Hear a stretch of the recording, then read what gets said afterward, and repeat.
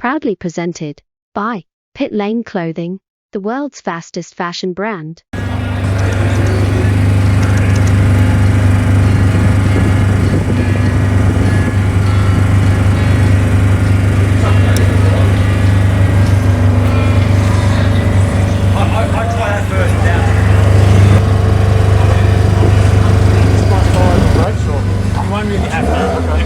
But like it just go 70%.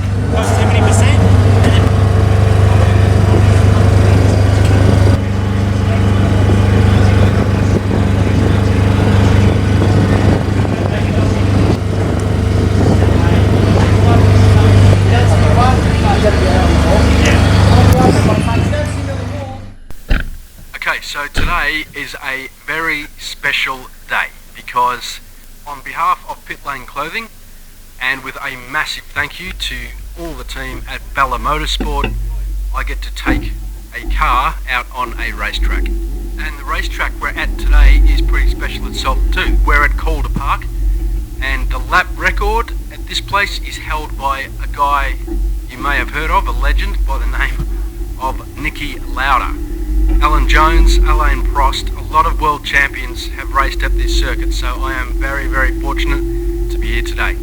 Just got to show my wristband to the marshal, and by the way, we are very thankful for all the marshals and officials. We love them, and we thank them a lot.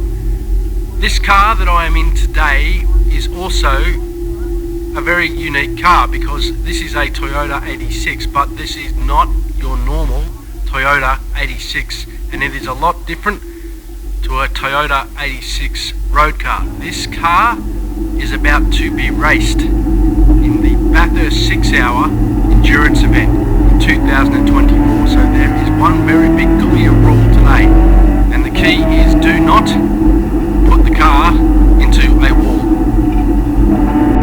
So that's the number one clear message. But what I'm going to do today, and what I'm going to try to do today here, is to give an insight into what you think about when you are driving on a racetrack. Now, there's a lot of Toyota 86 people out there who know a lot about the specs of the Toyota 86, which is a fantastic race car, but I'm not going to delve too much into that. What I'm going to talk to you more about here today is what we think about when we're driving on a racetrack. And again, bearing in mind, we're not setting lap records today, but we're going to have a pretty solid go and see what we can do. So one of the very, very first things that you always look at and that you're always going to be aware of is the weather conditions. Today we're very lucky. We've got a beautiful sunny day here at Calder Park, so the track is dry.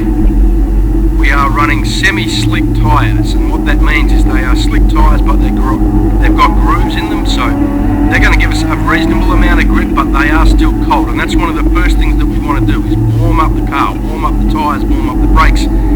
We don't want to start throwing the car into corners too early because the car is just not up to speed and the grip levels are just not up to speed. Those things that we do. We're always aware of conditions all around us and cars all around us on the track. Luckily, we've pretty much got the track to ourselves at the moment, so we don't have to worry too much about that. In race conditions, it's obviously a lot different. But at the moment on this sighting lap, or this out lap as we call it, we're really just looking at the conditions of the track. We're trying to warm the brakes, trying to warm the tyres, making sure everything's up to temperature and up to a good level. And then from there we can sort of start to ease up into a good laps. So here is the most critical corner on the racetrack, and we really want to get good drive out of this corner. We really want momentum because we're heading down this long straight, and we want to get the car at top speed. And then from there, we're just going to drive it down the straight. Then when we get down into turn one, okay, we're back 2 gears. We are hard on the brakes and we want to brake in a straight line. Turn the car in, don't be too early or too hard on the accelerator. You just want to drive and flow the car round the corner, hitting the apex, but flow the car round the corner and drive it out of the corner. Then we come up over a crest and over the rise. The car gets very, very light there, so you want to be aware of that. Then we're going to go through this kick, so we're grab a little bit of ripple strip on the right, a little bit on the left. We're hardly using any ripple strips today. In race conditions you might use a lot more of that, but today we want to keep it off the ripple strips. And then from there you've got a reasonable size straight, so you can really push the car flat to the boards, hard on the brakes to this tight right-hander. Turn it in, and you've got a right-hander there and a flick left-hander.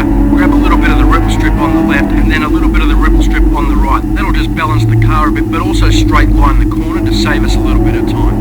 Now, with the car nice and warm, let's try and push the envelope a little bit here. Again, nothing crazy, but we'll try and put a bit of a decent lap together here. So heading down the long straight, we want to be at our highest speed as we cross the start finish line there.